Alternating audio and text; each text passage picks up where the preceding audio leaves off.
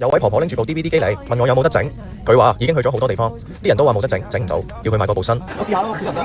整開電話，我試試。你錢攞唔到出嚟嘅話，我個區話就咁生點用到嘅？隻隻啲塞住咗啫，我平講。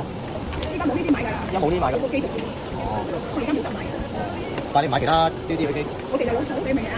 我哋係老人家係老土，唔識。我哋呢啲係70、80歲嘅人，食嗰啲新時代嘅嘢，好，睇咩情況先？急死咗。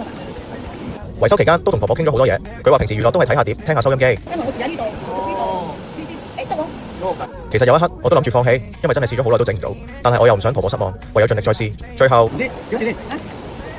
我攞住我。呢個我一次整啊。係啊。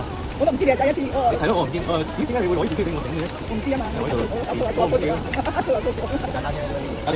講住放棄㗎啦，啱啱。佢見你好想整翻好，我就指示啦。最後好彩，真係俾我成功整到。原來裡面卡住咗啲嘢。幾多錢啊？唔使啦，簡單啫。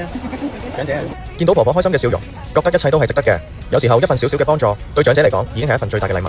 希望呢段片可以鼓勵更多人，無論你係做邊一行，其實大家都可以出一分力，多啲關心身邊有需要嘅長者，將更多嘅溫暖傳遞出去，創造一個充滿愛心嘅社會。今個聖誕一齊傳遞愛心，讓關懷成為日常，讓愛心成為習慣。